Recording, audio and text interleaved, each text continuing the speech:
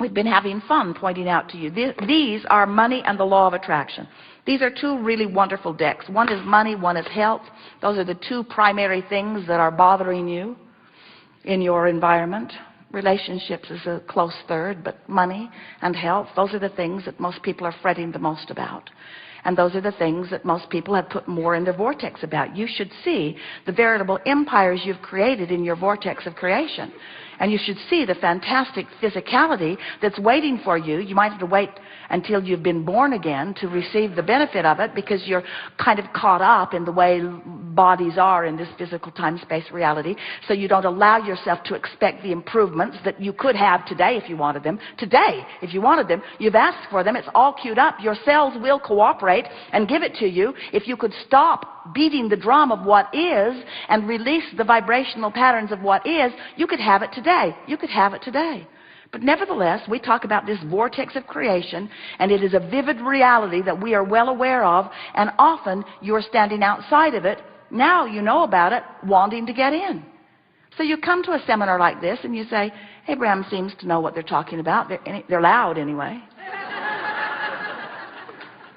So I think I will buy their money and the law of attraction cards, because I need money.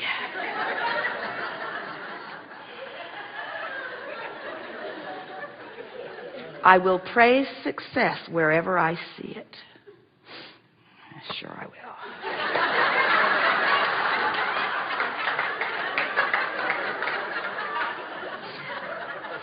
If they're praiseworthy, I will. If they're praiseworthy, I will. Most of the people who have money shouldn't have it. Took it away from the rest of us. I am developing the skill to direct my thoughts. Right. I do not need to have money to attract money. Who writes this stuff?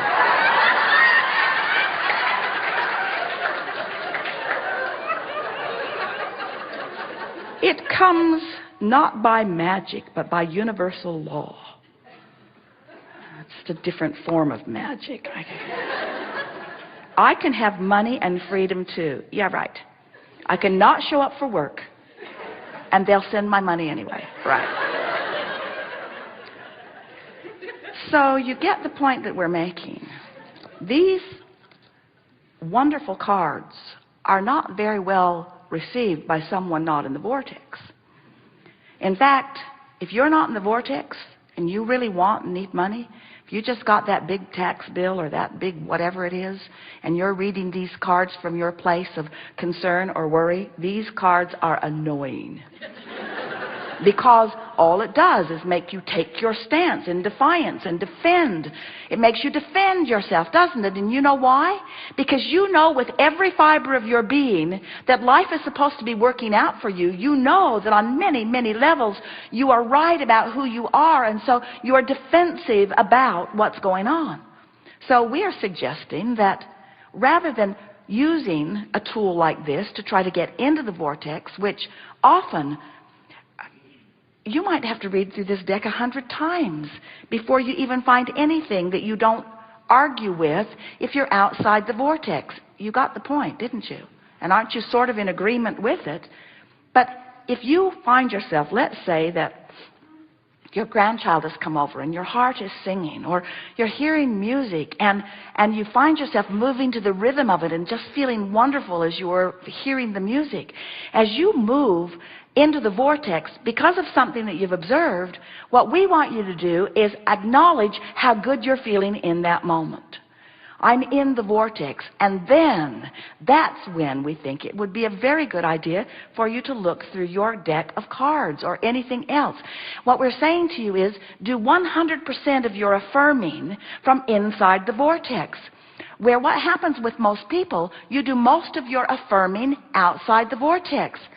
Esther was in a mode of that recently, making statements of things she clearly does not want in a very affirming way, not even noticing that she was affirming and therefore practicing the vibration and therefore holding her outside the vortex longer because she was so sure she was right in what she was saying.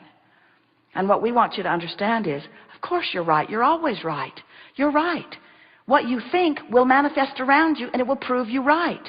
If you think there's not enough money and you keep affirming it, it will show up like that in your life experience, and you will be right. And then you'll be able to say, see, I told you it was right. I told you, I told you, I told you. On your tombstone, they print your words. I told them I was sick. In other words, what you affirm is. And what we're wanting you to understand, this art of allowing really is about the art of affirming. It's about the art of practicing the thought of something until it becomes so practiced that you don't have to think about it, you just believe it. It is just your knowing.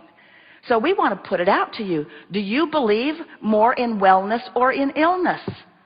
Well, if you are like most of your nation that is being polled all over the place, who is frantic over health care, you believe unequivocally in illness. You believe that you will have your way out of this earth with tubes up your nose and tubes in your veins, and that you will need this health care. You will need it because there is this long decline that is certain for you. If you're like most people, that's what you believe. But it's not what the source within you knows. It's not what who you really are knows. So when you think that thought, you feel horrible, and then you think you feel horrible because your government or somebody isn't doing something that you think they need to do. You're giving your power over to uncontrollable circumstances, you see.